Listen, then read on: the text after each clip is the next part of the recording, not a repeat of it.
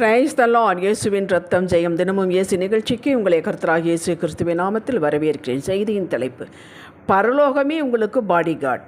ஆதார வசனம் 46, சங்கீதம் 46, 7வது வசனம். சேனைகளின் கர்த்தர் நம்மோடு இருக்கிறார். யாக்கோபின் தேவன் நமக்கு உயர்ந்த அடைக்கலமானவர். தேவஸ்லாக்கியம் பெற்றவர்களே, இந்த சங்கீதத்தில் 2 முறை இந்த வசனம் சொல்லப்பட்டுள்ளது. சேனைகளின் கர்த்தர் நம்மோடு இருக்கிறார், யாக்கோபின் தேவன் நமக்கு உயர்ந்த அடைக்கலமானவர்.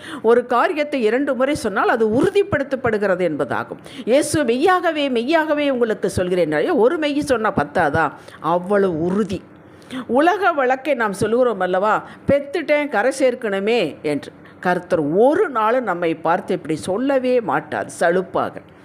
அதாங்க அவர் கர்த்தர். கல்வாரியிலே அவர் தம்மை முழுமையாக முழு மனதோடு ஒப்பு கொடுத்தார். சகலத்தை சகித்து கொண்டார். நமக்காக நாம் அடைய வேண்டிய ஆக்கினையை அவர் அடைந்தார். எதற்காக? பாதியில் விட்டு போகவா? நம்மை முழுமையாக ஆதரிப்பதற்காக, முழுமையாக பாதுகாப்பதற்காக, முழுமையாக வாழ வைப்பதற்காக, முற்றமுடிய ரட்சிக்க அவர் வல்லவர், முற்றிலும் ஜெயம் கொடுக்கிற தேவன். இதையெல்லாம் நாடி நரம்புகளில் ஏற்றிக்கொள்ளுங்கள். நம்மை அவர் முழு மனதோடு தான், இரக்கத்தோடு, தயவோடு, மன உருக்கத்தோடு தான் கழுவினார் தம் ரத்தத்தினாலே. என்னடா பண்ணுறது, எடுத்துட்டோமே, வர சொல்லிட்டோமே, அப்படி ஒரு நாள் கிடையாது. மனிதர்களை பார்த்து மனிதர்களோடு இருந்து அதையே பழக்கப்பட்டு போனதுனால் நம்ம கர்த்தரை அதே கண்ணோட்டத்தோடு நாம் பார்க்கிறோம். அந்த கண்ணோட்டத்தை மாற்றுங்கள். உன் பாவங்கள் எவ்வளவு சிவேர் என்றிருந்தாலும் உறைந்த மழையைப் போல வெண்மையாகும். அவைகள் ரத்தாம்பர சிவப்பாயிருந்தாலும் பஞ்சை போலாகும். ஏசாயா 1:18 சொன்னார் அல்லவா? அப்படி முழுமையாக நான் கழுவேன் என்றார். அதற்காகத்தான் அவர் நம்மோடு இருக்கிறார். பிதாவானவர் இப்போது நம்ம இயேசு கிறிஸ்துவுக்குள் பார்க்கிறார். எப்படி பார்க்கிறார்? நீதிமான்களாக பார்க்கிறார். நாம் என்ன நீதி செய்தோம்? ஒரு நீதியும் செய்யவில்லை. இயேசு கிறிஸ்துவை விசுவாசித்தோம். அந்த விசுவாசத்தினால் உண்டான நீதியினாலே நாம் அவருக்குள் வந்துவிட்டோம். தெய்வ குடும்பத்திற்குள் வந்துவிட்டோம். செட்டைக்குள் வைத்து கொண்டார். அவருடைய ஆசீர்வாதத்தின் மத்தியில் வைத்து கொண்டார். அவர் பாதுகாப்பின் மத்தியில் வைத்து கொண்டார். எவ்வளோ பெரிய ஸ்லாக்கியம்! இதையெல்லாம் நாம் நினைப்பதில்லை. நினைத்து நன்றி சொல்ல வேண்டும். சகல சம்பத்திற்கு நம்மை உரிமையாளர்களாக பார்க்கிறார். நம் பார்வைக்கும் அவர் பார்வைக்கு ஏகப்பட்ட வித்தியாசங்கள் உண்டு. அவர் பார்க்கிறார் என்றால் சும்மா பொழுதுபோக்குக்கு கன்னத்தில் கை வச்சுட்டு பார்க்கறதில்ல. இவைகளை என் பிள்ளைக்கு எப்போது எப்படி கொடுப்பது, இவனை எப்படி மாற்றுவது, இந்த ஆசீர்வாதத்துக்குரியவனாக ஸ்லாக்கியம் பெற்றவனாக எப்படி மாற்றுவது என்பதற்காக காரியத்திற்காகவே அவர் பார்க்கிறார். இதற்கு நாம் பூமியிலேயும் அவர் பரலோகத்திலும் இருந்தால் காரியம் வாய்க்காது. நம்ம இந்த வெற்றிக்கு நேராக நடத்த முடியாது, வெற்றிக்கு உகந்தவர்களாக உருவாக்க முடியாது என்பதற்காக நம்முள்ளேயே அவன் தங்கிவிட்டார். நம்முடைய ஆத்மாவும் சரீரத்தை தமக்கு வாசஸ்தலமாக ஸ்தாபித்தார். கர்த்தருக்கு ரூபம் இல்லை. நம்மை தமது ஆலயமாக்கி கொண்டார். நாம் நடமாடும் ஆலயம். தமது கரத்தை முற்புறத்திலும் பிற்புறத்திலும் நெருக்கி வைத்திருக்கிறார். எதற்கு? பாதுகாப்பதற்கு. அவர் கரத்தை தாண்டி வர முடியுமா? அவர் கரத்தை தொட முடியுமா? அன்புக்குரியவர்களே, நீங்கள் தனியாக ஆஃபீஸுக்கு போகலாம், அங்கேயும் நீங்கள் தனியாக வேலை செய்யலாம், தனியாக பிஸ்னஸ் பண்ணலாம். ஒன்றை நினைவில் அப்பிக்கொள்ளுங்கள், நீங்கள் தனியாகத்தான் இருக்கிறீர்கள், ஆனால் தனித்து விடப்படவில்லை. கர்த்தர் உங்கள் உள்ளே இருக்கிறார். ஆலோசனை கொடுக்க நீங்கள் ஒத்துழைத்தால், ஒப்பு கொடுத்தால், உங்கள் சுபாவத்தை தெய்வீக சுபாவமாக மாற்றி சிந்தையாக மாற்றுவதற்காகத்தான் உள்ளே வந்திருக்கிறார்.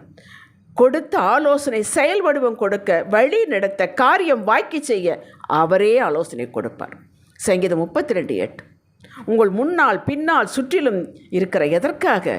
பாதுகாப்பிற்காக, தடைகளை நீக்குவதற்காக, பாதையை செவ்வைப்படுத்துவதற்காக. இதை யோபு எப்படி உணர்ந்து அனுபவித்து சொல்கிறான் பாருங்கள். இதோ நான் முன்னாக போனாலும் அவர் இல்லை, அதாவது என் மாமிச கண்களுக்கு தென்படவில்லை என்பதாகும். பின்னாக போனாலும் அவரை காணேன். இடதுபுறத்தில் அவர் கிரியை செய்தும் அவரை காணேன்.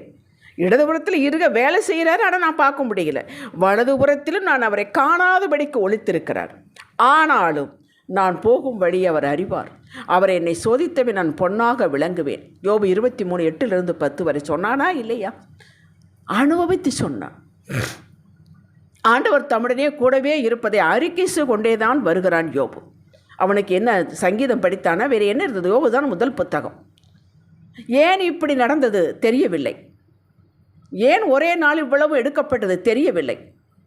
அவருக்கு முன்பாக என் நியாயங்களை எடுத்து வைப்பேன் என்கிறான். அதாவது தன்னை பார்த்து கொண்டிருக்கிறார், கவனிக்கிறார் என்பதில் அவனுக்கு சந்தேகமே இல்லை.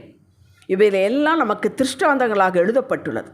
சேனைகளின் கர்த்தர் நம்மோடு தான் இருக்கிறார் என்பது எவ்வளவு சந்தேகம் வரக்கூடாது உங்களுக்கு. அத்தனை பாடுகள் வெளியாக போனாலும் தாவீது சொல்வதை பாருங்கள், கர்த்தரை எப்போது எனக்கு முன்பாக வைத்திருக்கிறேன், அவர் என் வலது பாசத்தில் இருக்கிறபடியால் நான் அசைக்கப்படுவதில்லை. சங்கீதம் 16:8. தாவீது கர்த்தர் முன்பாகத்தானே வைத்தான், அவர் ஏன் வலப்பக்கம் போனார்? எந்த பக்கத்தில் பிரச்சனையோ அங்கே நிற்பார். உங்களுக்கு எந்த பக்கத்தில் பிரச்சனையோ உங்களுக்கு தெரியாது, அங்கே அவர் நிற்பார். யாத்திராகம் 14:20 இஸ்ரவேலருக்கு முன்னாக பகல் இஸ்ரவேலர்களுக்காக முன்பாக கர்த்தர் போகிறார். எப்படி? பகலிலே மேகஸ்தம்பமாக, இரவிலே அக்கினி ஸ்தம்பமாக நடத்தினார். இது யாவரும் அறிந்ததே. கடலுக்கு வரும் பொழுது கடலின் மத்தியிலே வந்து நின்றார். எப்படி நின்றார்? எகிப்தியரின் சேனையும் இஸ்ரவேலின் சேனையும் முழுவதும் ஒன்றோடு ஒன்று சேராதபடி அவைகள் நடுவில் வந்தது அந்த மேகம். எகிப்தியருக்கு அது மேகமும் அந்தகாரமுமாயிருந்தது, இஸ்ரவேலுக்கு அது இரவை வெளிச்சமாக்கிற்று. கொஞ்சம் கற்பனை செய்து பாருங்கள். ஒரே மேகம், பேக் சைடு இருட்டு, ஃப்ரண்ட் சைடு வெளிச்சம். இப்படித்தாங்க உங்களோடு இருக்கிறார். அதனால்தான் ஒவ்வொரு செய்தியிலும் அவரோடு பேசுங்கள், பழகுங்கள் என்று உற்சாகப்படுத்துகிறேன். சேனைகளின் கர்த்தர் உங்களோடு இருக்கிறார் மனப்பாடம் பண்ணி சொன்னால் மட்டும் போதாது, அறிக்கை செய்து போன உங்களோடு இருப்பவரை நீங்கள் எப்படி நடத்துகிறீர்கள்? அவர் உங்களோடு இருக்கிறார். அவர் உங்களை விட்டு விலகுவதும் இல்லை, கைவிடுவதும் இல்லை. நீங்கள் அவரோடு பேச வேண்டும், அவரோடு பழக வேண்டும், அவரோடு நெருங்க வேண்டும். அவரோடு நெருங்க வேண்டுமானால் உலகத்தையும் உலகத்தின் வழக்கத்தை எல்லாம் கைவிட வேண்டும். நேரமில்லை என்று சொல்லக்கூடாது. வேதத்தை வாசியுங்கள், அது அவரோடு நெருங்குவது. அவரை போற்றி பாடுங்கள், நெருங்குவது. ஸ்தோத்திரம் பண்ணுங்கள், நெருங்குவது. துதியுங்கள், நெருங்குவது. ஜெபியுங்கள், நெருங்குவது. ஏதாவது ஒன்று இது செய்து கொண்டே இருங்கள். நீங்கள் அவரோடு இருக்கிறீர்கள். உங்களை உற்சாகப்படுத்துகிறேன். தனியாக நடந்து போய் கொண்டிருந்தால் அவரோடு பேசுங்கள். வருங்காரியத்தை குறித்து ஆலோசனை கேளுங்கள். வழியை காண்பிக்க சொல்லுங்கள்.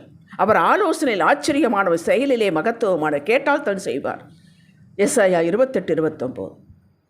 இதற்கு சாட்சி 2 ராஜாக்கள் 6ஆம் அதிகாரம் 8-23 வரை உங்களுக்கு நான் சொல்லுகிறேன். இது சீரியா ராஜா இந்த இஸ்ரவேல் மக்களுக்கு விரோதமாக யுத்தம் பண்ணுவதற்கு அவன் பிளான் பண்ணி கொண்டே இருந்தான். எந்த ஸ்தலத்தில் பாளையம் இறங்குவது என்று.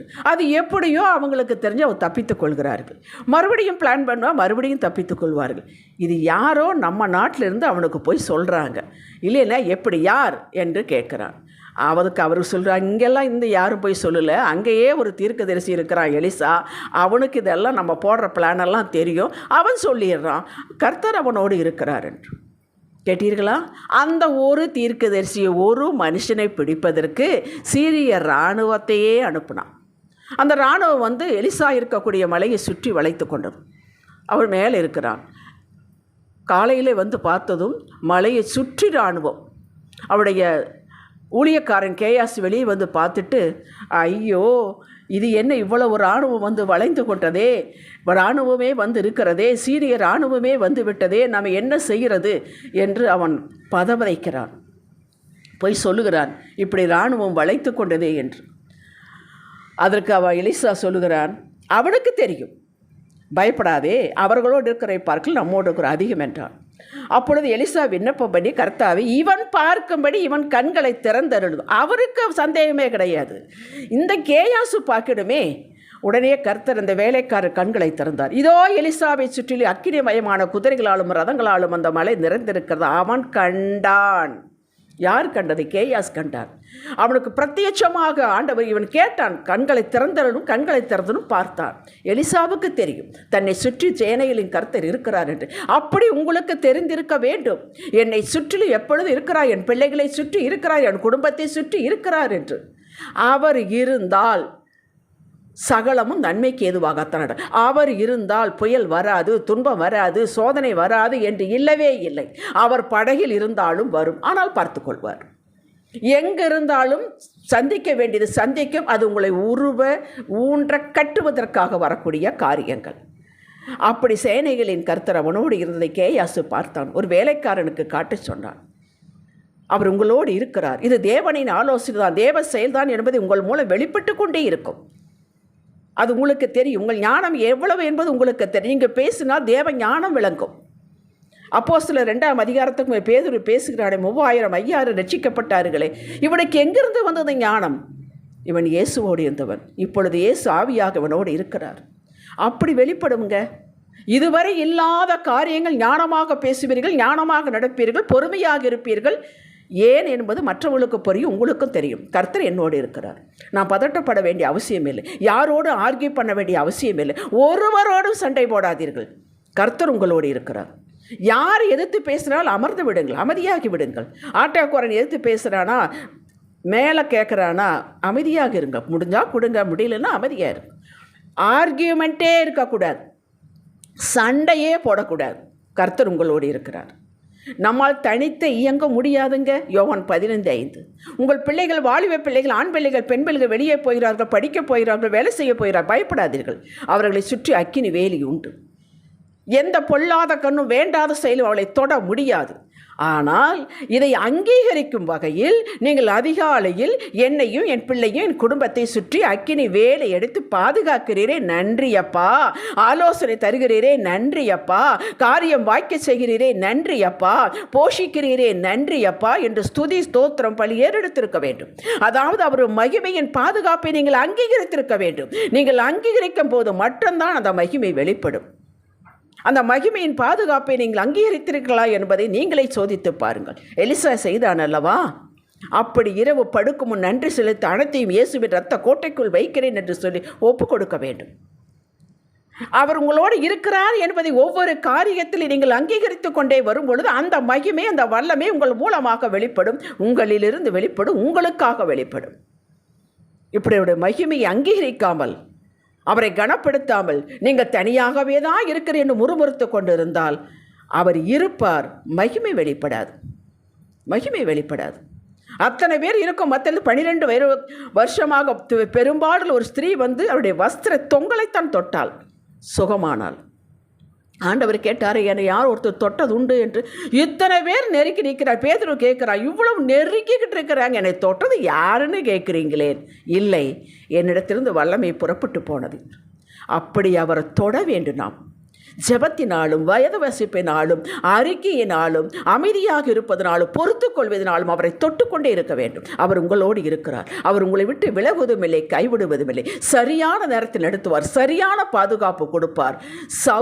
சவுல் துரத்துகிறான், படையை வைத்து கொண்டு துரத்துகிறான். ஒரு சிங்கிள் மேன் தாவீதை தொட முடிந்ததா? கடைசி வரையிலும் அவனை தொடவே விடவில்லையே. எது பாதுகாத்தது? மகிமை, தேவ மகிமை.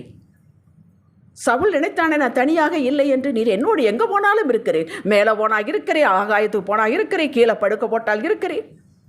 அந்த ஒரு விசுவாசம் நமக்கு இருக்க வேண்டும்.